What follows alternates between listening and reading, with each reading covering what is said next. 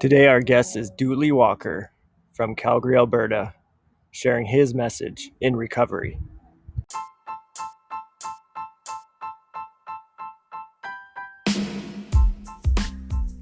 Welcome, everybody, to the UDR podcast. I'm Tom Forsyth here with Bill Ward. We're going to discuss everything recovery, different perspectives, and different experiences in recovery with people we know and people around the world.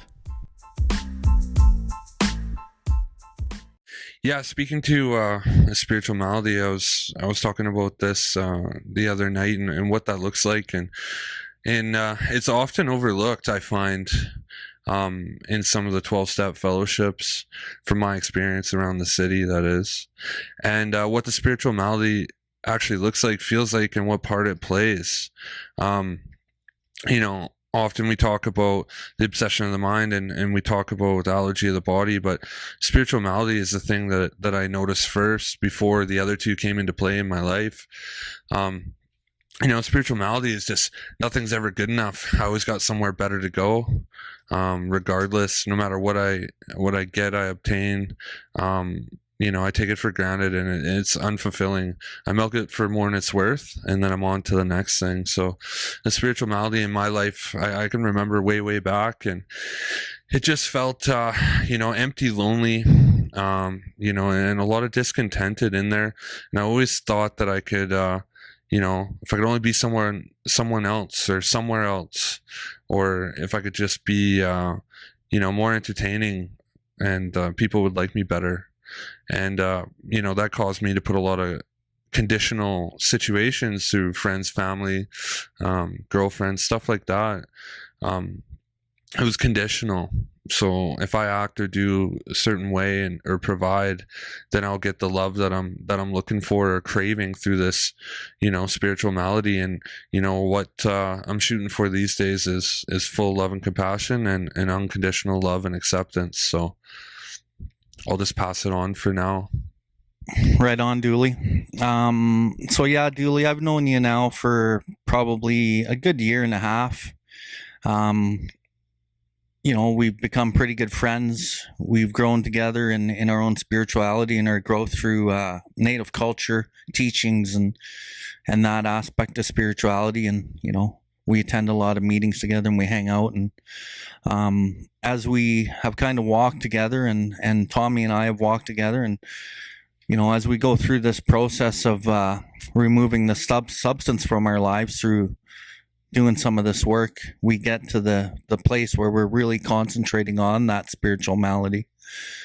And I think we all know, if we don't concentrate and medicate that spiritual malady with the spiritual disciplines and what we're supposed to do on our day by day, minute by minute basis, sometimes, we will fall down into the rabbit hole, and sometimes we get caught there. But, I think with the practice, we are able to stay out of the rabbit hole for the most part.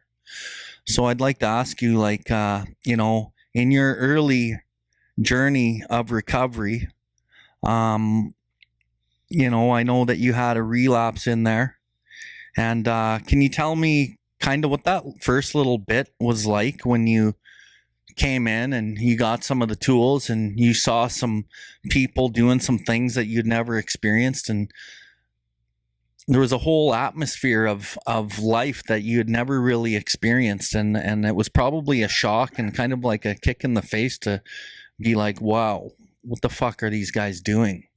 And do I really need to do that? Are you able to maybe elaborate on like your initial walk into recovery, and then kind of how it went, and what happened in the spiritual malady that you maybe didn't know at that time, and then how you got back on track? Yeah. So what I think you're talking about is the first time I initially came in, and, I went to treatment center, and then I got out and I started attending 12-step fellowships. And initially coming in, I just, I was so beaten down in my life, but it was so fresh that it still hadn't sunk in yet. And I just thought, there's a lot of pride and ego in me, a lot, so much so it's blinding, and now I can see that in others and have a little compassion, through my own personal experience of just this blinding, overwhelming ego and pride that you're just not willing to listen to these people, and you're basing everything off. I was basing everything off my previous existence, which revolved around, money, status, hanging out at the bar, trying to be cool, whatever. So initially when I came in, for the spiritual aspect, I didn't know what the fuck anyone was talking about, first and foremost. I thought people were pretty fucking strange, and I didn't necessarily want what they had when I initially came in the first time. Like, I'm talking before I relapsed and came back and fully surrendered. So, I didn't initially want what they had. I just, I was willing to give my best to try this so I could go back to my old life. And I wasn't thinking about going back to drinking and drug using. I was just thinking about going back to my old life to, get all my shit back. I like my job. I like the status I got from it. I like my income. I liked all the things that I was doing and material possession. So I just came in to try and I'll try whatever these weirdos want, and I'll see if that works for me, and I'm going to move the fuck on with my life and keep doing what I'm doing, minus drugs and alcohol. And I just didn't know all the factors that came into play. Like, we're talking alcohol and drugs is just the tip of the iceberg, and changing behaviors and actions is what really gets results. So, that's me before relapse initially coming in, if that's what you're looking for. Yeah. So the other thing that we had discussed before is, I think that spirituality is a very personal experience, and what we see a lot of in the 12-step fellowship is people coming into the meetings. Everything they say sounds great, but outside of the meetings, it doesn't match with what they're projecting in the meeting. And what does it mean to be spiritual and be authentic, and what that looks like in your life? Yeah, for sure. We're talking about the old show and shine. Yeah, that never made sense to me. I guess I'm sure I was doing it in some aspects, like we had just chatted before I relapsed. But for me now, it's just a way of life. It's a practice all day, every day, and it truly is a way of life that I've gotten some great benefits from. So, other guys coming in, it's just, for me, it doesn't make sense, because I truly never really gave a fuck what anyone in 12-step fellowship thought about me, to be honest. Like, I was just trying to get back and do my thing and back into the world of the material where I felt like I belonged and I felt like somebody. So trying to convince people in the rooms never really appeared to me, because I really never gave a fuck. But I got zero reward for my spirituality until I made it truly a way of life. It's a lifestyle for me, and it's down to small things, right? Like, I know I've said this before, not here, but in other places, and something that I really notice in my day-to-day. As soon as I wake up, I got to be unselfish, like, before I get my coffee, before anything, I'll smudge if I have it, and I'll pray and a little meditation at least every day before I really start doing things for myself or being lazy, and I find that has a huge impact in my day-to-day life. It just makes me feel good. First and foremost, I give thanks. I give thanks to Creator for letting me live this type of way, and I show my gratitude, and then I do my prayers, and I continue on with my day, and then that kicks me off in the right spot. And spirituality being a way of life, like, I've heard of people saying, regardless, no matter what, and they're saying it wholeheartedly, that to follow the Sundance path and stuff like that, other practices, like, well, you're going to have to be willing to quit your job to get there and to be there if necessary. It's not always going to be the case, but that kind of dedication and devotion to the spiritual path. And I've found in my own life, I don't have to usually do drastic things like that, but my intention is I would, and my willingness is there to do whatever I got to do. And I've just seen some major benefits and reaped some good rewards in the past little bit here. So yeah, we touched last time we had a conversation on it's not necessarily the meditation in itself that makes you spiritual. It's not the prayer in itself that makes you spiritual. But when we start to use those practices in our daily life to ask for guidance and use meditation to get the answers, that doesn't come from our head, and it actually comes from our heart and that God-centered part of ourselves, and we use that as direction. I think there's a lot of misconception about kind of what that looks like, and it's not about sitting on a mountaintop in meditation. We actually have to project this power that has been given to us and that's flowing through us into our daily life, and to really live an authentic life, bringing these aspects of prayer and meditation and helping others. And so when we think about being authentic, how do we bring it into work? How do we bring it into our homes? How do we bring it into our relationships and our friendships? And I think the important part of the spiritual aspect is actually to live by this stuff. We speak it, we think it, and we show it in our daily lives, right? I'd actually like to hear, Bill, what you have to say on the bringing that authenticity into our daily lives and what that looks like. Well, for me, in the experience that I have in my own life, and then what I see that works in others, is because we've been wearing masks for so many years, and Dooley had alluded to his previous existence, this is a process of becoming somebody different. And until you see the truth of who and what you actually are, you can't really change. Because, like Dooley said, we're in a delusion of self. We're in a delusion of pride and of ego and of ideas that we have never really been able to step outside ourselves and look at ourselves from an objective perspective. And to me, to get to that place of authenticity, I got to clear the way. And through the house cleaning process of looking deep down inside of myself of who I actually am. And I don't think it's just a look, because I can rationalize my own bullshit, because my brain has trained myself to rationalize myself, because I need to hold on to some type of integrity to look at myself and be with myself. And sometimes that false integrity looks like real integrity. But what I've learned is I got to put this shit down on pen and paper. I got to put it down on paper. I got to look at it. And we have learned to process. All three of us here, we know the process, right? We have to look at certain things. We have to look at the resentments that we carry. We got to look at where our anger kind of stems from. We got to look at our relationship lives and how we've used or manipulated other people, sometimes with the best of intention.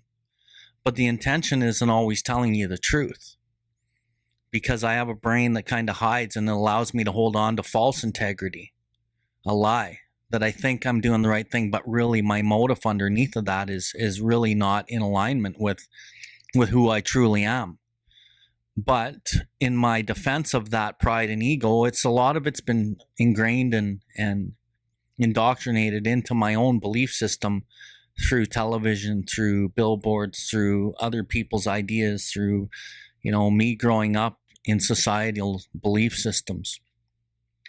And we've had the discussion, Tommy, many times about a lot of these ideas are not even mine, but I thought they were mine.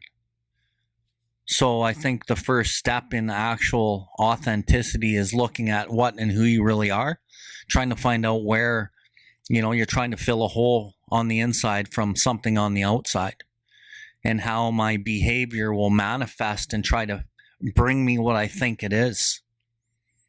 But it never really fulfills me. It's shiny for a while and I get some relief, but it never really does the trick. So I think the first step is the house cleaning, admitting these things. And what also I've learned over the years is, until I admitted I was a drug addict, alcoholic, which I didn't want to admit to my deepest innermost self, I couldn't work on working out of that. So some of these other things I have to totally admit. But my pride and my ego back down deep inside don't really want to admit those things. So I got to humble myself or humiliate myself at times and go, yeah, I am that. I am a manipulator. I am a user. I am these things. Because until I hit the bottom and admit those things, I can't work towards rising up and fixing them. And there's an old saying that I like to use, whatever I resist will persist. Now, if I resist admitting those things, they're going to persist and I'm not able to work forward and working with them. So once I've kind of come to that place of looking at it and kind of accepting it at a deep level and fucking not really liking it sometimes, the positive thing is I'm able to start trying to implement some of the tools and some of the willingness to change those behaviors. And there's a lot of fucking pain in that, because I have these old ideas, emotions, and attitudes that have been guiding my life, and for me to expose them and try to change them, it really fucking hurts because I'm not used to that. But through the process of the willingness and just doing it, whether I like it or not, what I'm saying is practicing spiritual principles, identifying my own behavior in the moment, whether it's words, whether it's actions, whether it's even thoughts, and trying to combat that with prayer and meditation on the spot, trying to think of the other person involved or remember that it's not about me. And through that process of the pain, I start changing. And then I start reaping the benefits, but at first it doesn't seem like there's benefit. It just seems, why the fuck would I do this? It fucking hurts. And nobody else is doing this. Why would I? But after a while, it starts really having a dramatic impact in my subconscious, and I start feeling better, and I start walking with my truth. I don't have to fucking say no when I mean yes. I don't have to say yes when I mean no. I can dig down and I can speak the truth. And I think part of my problem with the spiritual malady is I've never known the truth, because my truth has always been ingrained in me by outside. So as I kind of develop this thing and I clear this area out, I'm able to feel a little more free. So, to me, those are the beginning stages of walking authentically. And through the practices of walking authentically through these pains, I get better at it. And then you incorporate some more of the inventory, some more prayer, some more meditation. You start building structure. You start seeing the patterns that are working. And you start seeing patterns that haven't worked. And then if you can identify and work with those patterns, you start fucking growing. And then I'm healing. I'm also healing. This whole journey is about healing. These holes where I need something from outside me to fill what's inside of me, it's all fucking healing.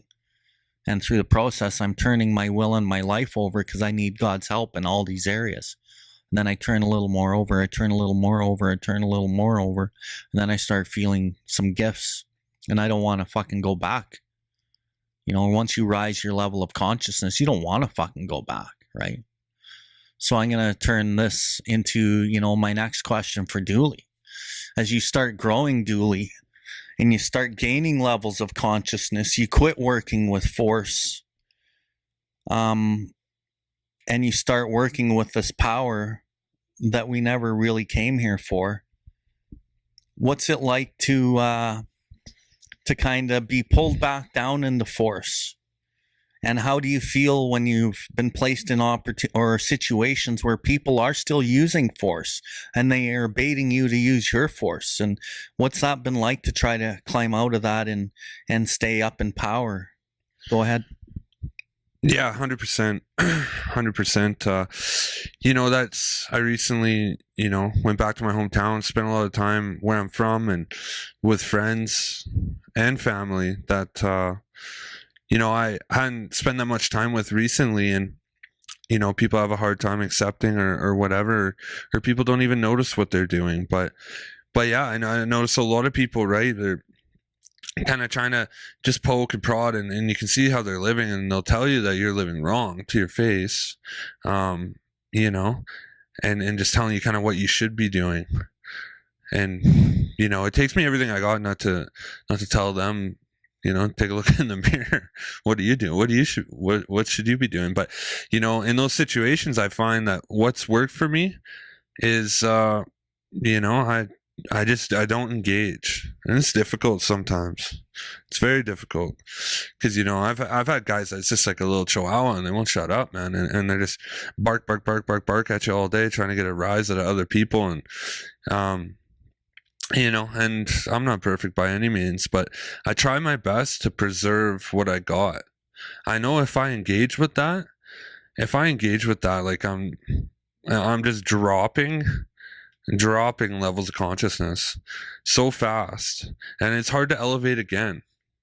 So I like to maintain what I got, and what I've had to do is I really had to pray for people, right? The people that are pissing me off, for sure, and I got to let it go by the end of the day. Regardless of what happens, I've had to make sure I spend the time I need and do what I need to do to let that go by the end of the day, and never let things stack up on day two. Building, because I've done a fair bit of work in the character defect aspect of anger and aggression. I'm a fairly aggressive guy. It's just my natural disposition. But if I let these things build up, and which I have in recovery and in the past, and then I snap, and then that doesn't work for anyone, because now I just look like an asshole, or I punched someone in the face, and well, there you go. That's it. And now you're discredited for everything. So not that it's gone that far recently, but I really just focus on what I need to do. Everything I do in my life, I try and do, even if it's the tiniest thing, I'll try and help someone as I'm trying to do something for myself. And with people trying to drag me down into force when I'm trying to stay in power, and like I'm trying to grow in that and being able to manifest things in my life through positivity, and having some understanding and some compassion as well, right? I was forced into this situation, and I had to make these changes, and I have to practice these in my life because I'm an alcoholic, I'm an addict. So these other people aren't, or they aren't yet.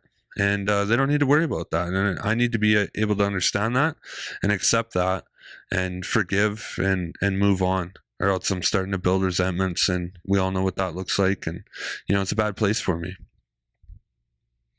Yeah, I remember the work Bill and I did when you were talking about belief systems, Bill.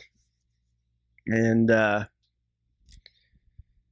were so many things in my thoughts and in my life that I thought were of my own, and I was like a chameleon. One of these things where, you talk about putting on masks, and I used to go to work, and I would be a certain person at work, and I would be that forceful, get her done, look at me, how much I've done all day kind of guy, and then all of a sudden it like.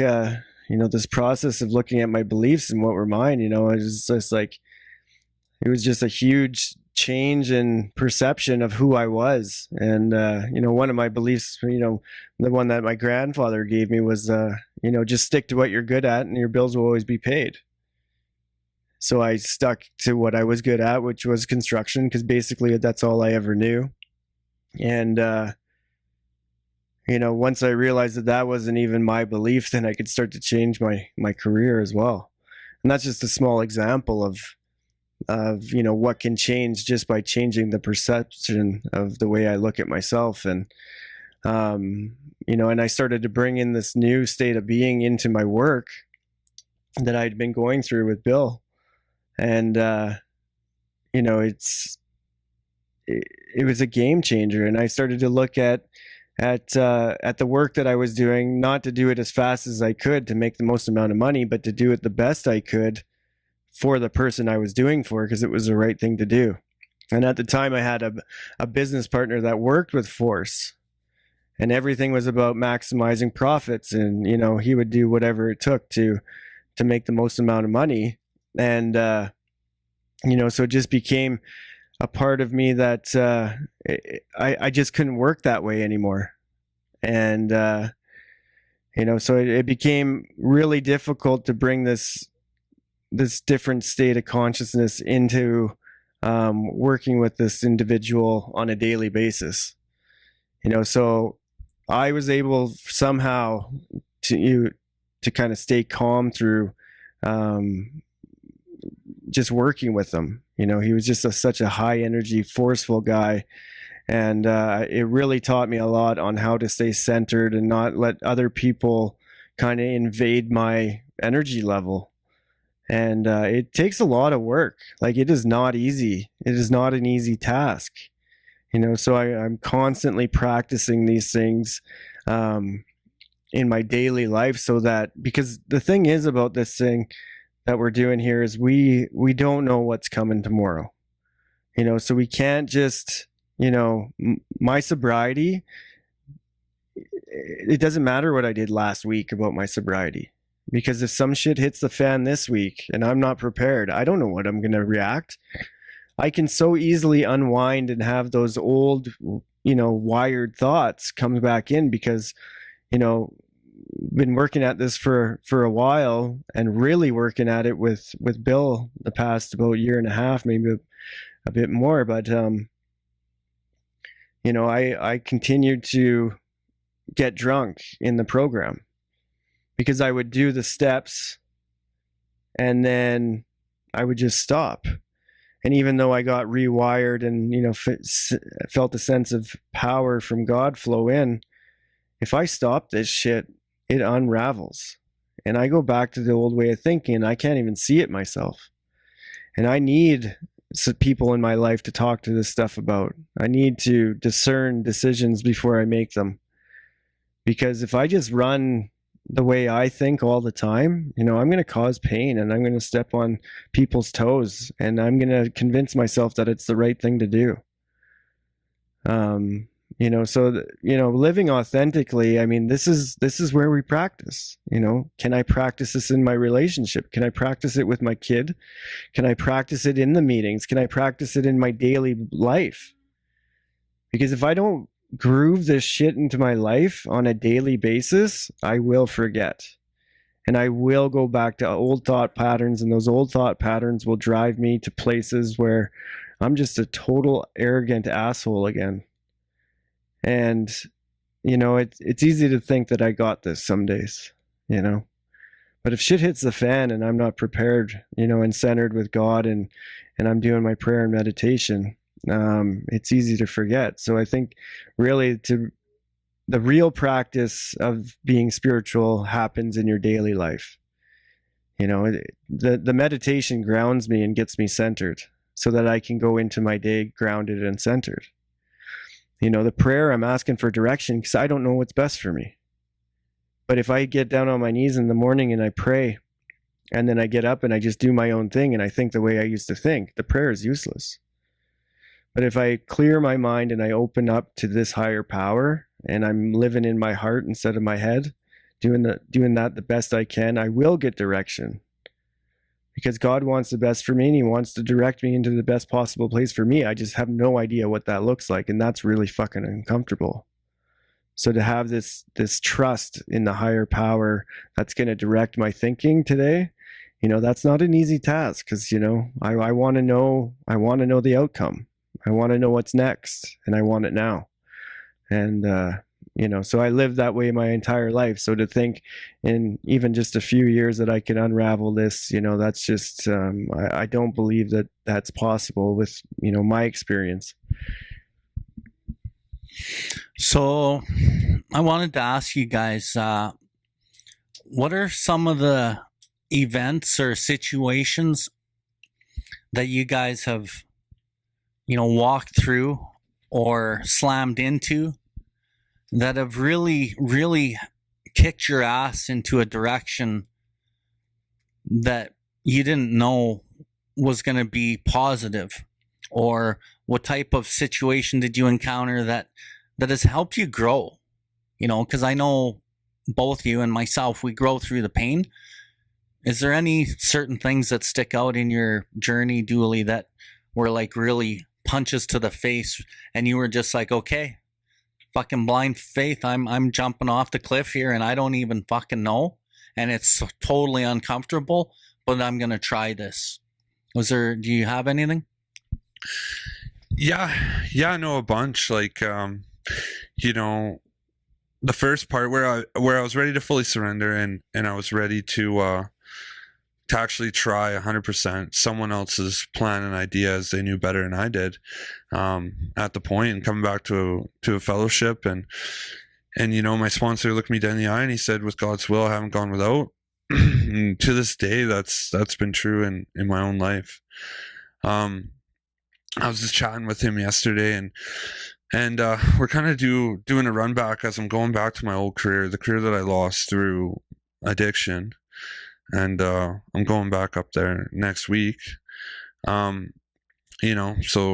2 years later, and so we're chatting about some of the experiences I've had in recovery in the city, and yeah, I mean, I've got fired from a couple jobs, and I really didn't have a handle on the new way of construction and how things, respectful communication, and everything else. Like, I was 20 years old when I hit the oil patch, and I caught the tail end of the old school. And I respected these guys. These guys got shit done, and they got paid for it. And, I really took that on, and I got some success through that as well. I got success through that in the oil patch, through force and intimidation and disrespectful communication, right? And going out of my way to do that. And I had some success too, in construction being that way. But the difference is coming into the city and it's just a new age, younger guys, new times, and now I agree with it that needs to be gone. And so looking back, I realized that me getting fired from those jobs and then being pretty broke and not knowing what I'm going to do next was all part of the plan. It was part of the plan for me to get understanding, and like you mentioned, Bill, 100%. The only way I learn is through pain, and I need quite a bit of it.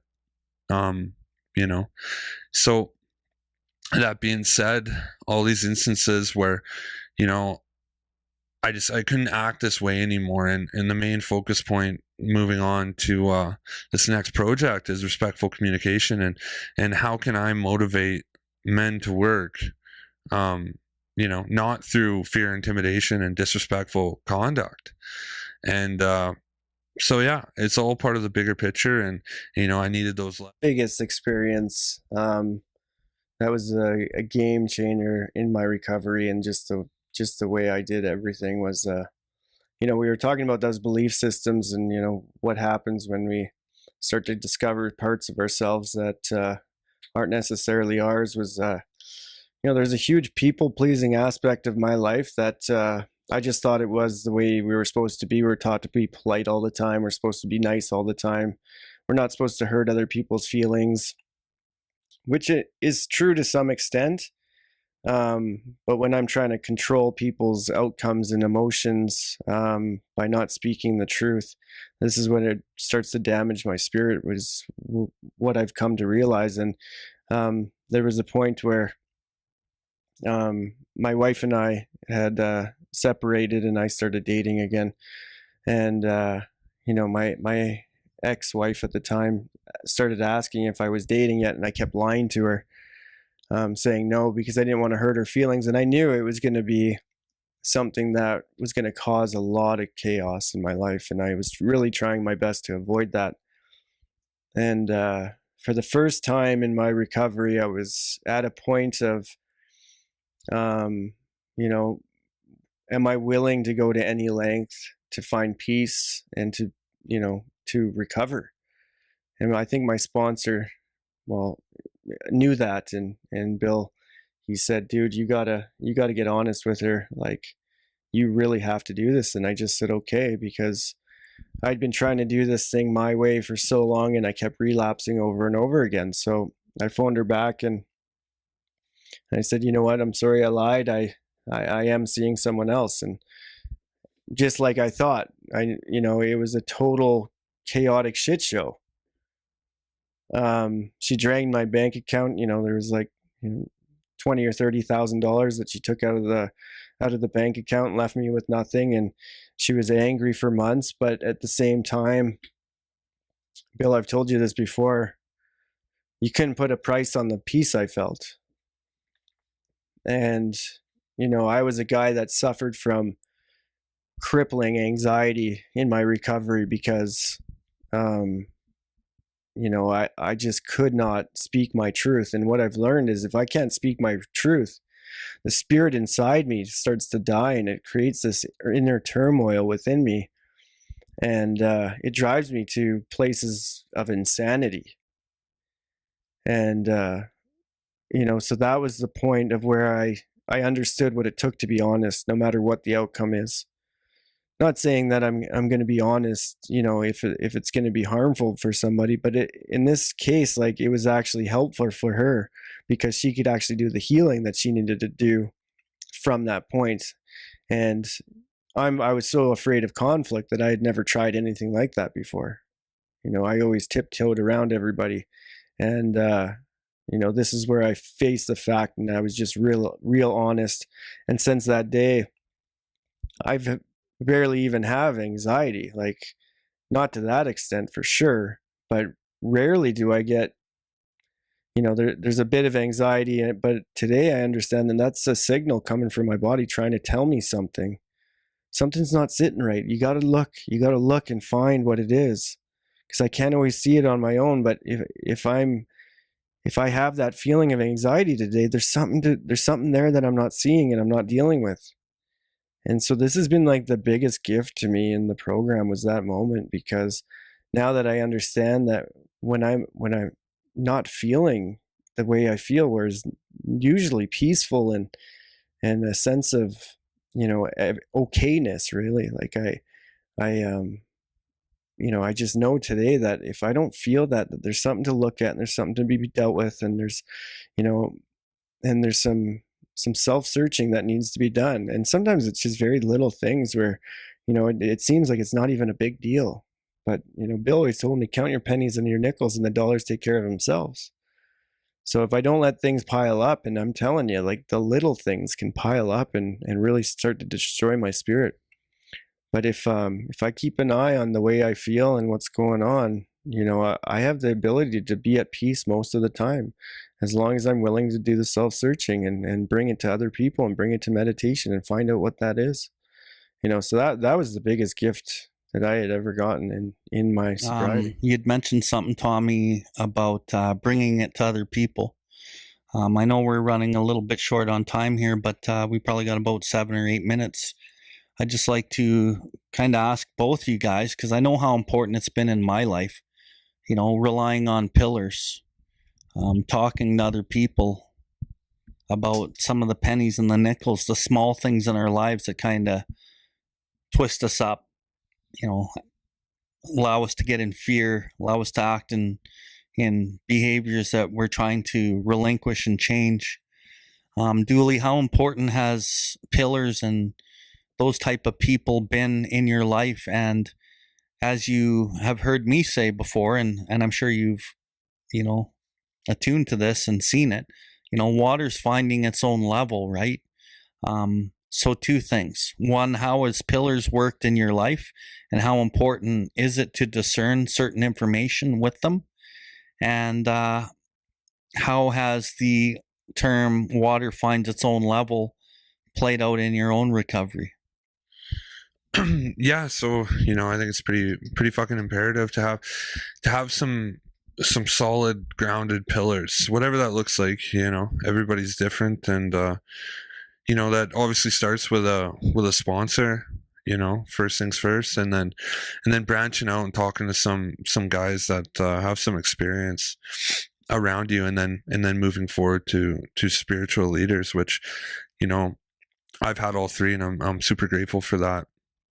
And yeah, just even having, on a simple level, like having people to talk to, and like you look around, and especially in a city like this, and ask around whatever situation you're dealing with, family, or whatever instances are going on in your life that you're trying to deal with in recovery, early recovery, or just recovery in general. And there's usually someone in the room that you can go talk to that knows exactly what you're talking about and has been through a certain experience just like that. So yeah, and I needed that too at the start, right? Like it's really true, especially that first 6 months. You can't think straight. I thought I was thinking straight, but looking back, no, can't think straight at all. Even a full year, I lived a pretty rigid program for a year before I really started making any of my own decisions whatsoever. And all that is taking that information and what you might do to your sponsor, and then you take it to a couple other guys too. Maybe a mentor, maybe a guy, with just more time and more experience than you, and talk to him about it. And then you try and make a God conscious decision on what your next step is to be. And, I think that's really saved me a lot of trouble, in my early recovery. And I still continue to do it to this day. And working closely with a spiritual advisor, spiritual leader, whatever you want to say, whatever path you choose to follow. And I get so much out of that today, and that's where I continue to elevate and grow. And water finding its own level. Yeah, you just, you figure out who wants to do it. And I just had a gentleman with me in my car the other night and took him to a meeting, and he said, "Oh, well, I heard people say, take your time and do what you want to do. And, you don't have to listen to anyone. You take your time and when you feel comfortable." Right. Well, I didn't walk into any of these rooms feeling very fucking comfortable. So for me, I tell guys the exact opposite. Like whenever the fuck you get there, like, why are you there for one? There's probably a reason. So accepting that and moving forward is getting a sponsor or a mentor, or getting some things together and moving forward with that work that needs to be done so that you can change and grow. Yeah, you can wait around for as long as you want, but you're not going to get fuck all until you do what needs to be done. So you're delaying your own peace and your own happiness. So to me, it sounds crazy. I know it's controversial comment, but the faster I get in here, get this done, and find a better way to live and change old ideas and behaviors, the faster I am getting to freedom and living a free life and being happy and content and moving on to the good things in life, friends and family, children, whatever. Yeah, I mean, that's the most important aspect of my life today, other than my connection with the higher power. Because the thing is, in my opinion, I can't even find a connection on my own, because on my own, I create fear, anxiety, worry, and all the things that block me from a power. So, if I can't find these things that are blocking me, then I'm going to be blocked. So without people to talk to about this stuff and understand what the truth is in the situation, I'm going to be blocked. So, and this is just my experience, but like, this is exactly why I started to study life coaching, because I know that people are going to need help finding the things that are blocking them from the higher power. Because I tried it on my own, and I dedicated myself to hardcore meditation and prayer. But that in itself was not enough, because I couldn't do the self-appraisal on my own. Because I could think that, I have a fear about one thing, and it's coming from somewhere else once I talk to somebody else about it. And then maybe it's not even a fear, maybe it's something else, but I can't see the truth on my own. And this was a huge struggle for me in recovery, because I thought I had this. I thought I was praying. I thought I was meditating. I was showing up at meetings, talking shit, and then going back to the way I was when I left the meeting. because I never really sat down and was capable of being honest with somebody else so that I could see the truth in the situation. And if I can't see the truth, then I'm going to be blocked. I just want to thank Dooley for coming out and Tommy for hosting and co-hosting with me. This is going to be ongoing from now till whenever it stops. But I'd like to shut her down by asking each of us, what we're doing these days, and some of the gifts from doing this hard work. Like, what kind of things are happening in your world right now, Dooley, as after you leave here? Like, what's going on in your life? And Tommy, same thing. And I'd chime in on that as well. Dooley, go for it. Yeah, for sure. No, there's a point where I was grinding out in the city in early recovery, and I thought maybe this was going to be it. Maybe I was going to be broke and just hanging out in these rooms with the fellowships that I was attending, and just scraping by. After living, I guess, a comfortable lifestyle, I could say, for the previous decade.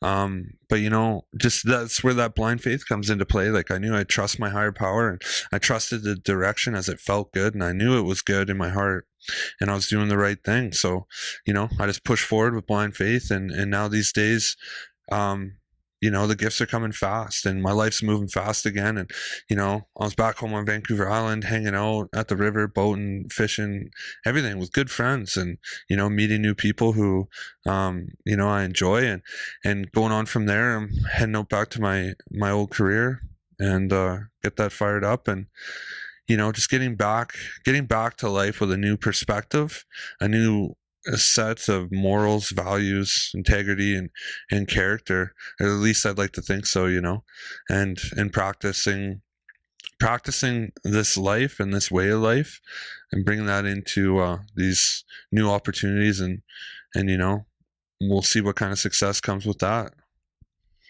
Right on, Dooley. Thanks. So I'm gonna kind of lay out what's going on in my world. As I took some leaps of faith all through my recovery in many aspects. I took one in a career area, and it's led me behind this microphone here, sitting with you two guys. And some of the things that have been revealed in the last 6 months is, I got a website, I got a YouTube channel, I got Instagram, LinkedIn, Twitter, Patreon, and I'm just working towards trying to be of maximum service to my creator and his people, his kids. And so, I'm getting some opportunities here. It's a slow grind. But at least I wake up every morning happy to do whatever is in front of me. And that's kind of what I've been looking for. And it's finding me. I think it's finding me. Because I found me. My heart's been opened, and now things are kind of coming to me. But that doesn't say it. I just got to sit down and wait for it to come to me. I got to do what I'm supposed to do too. I kind of took a step off, and I started studying neurolinguistics and took some courses in that, and working towards to be a certified life coach, and started up a new business, and basically it's just about guiding people into a direction where kind of a sweet spot that I found, and trying to attract the people that want to grow and live a different life and raise their consciousness and live with love and compassion and really bring it into their life. So this is, to me, the gifts just from helping people and seeing what happened. I just had to make it part of what I do on a daily basis, and to go back to what I used to do and the way I used to run things is just not an option anymore. It just doesn't feel right anymore. So the call to help people became louder than the call to chase money and all that stuff. So that's where we're at. So awesome, guys. Great conversation today, and we'll see you again on Monday.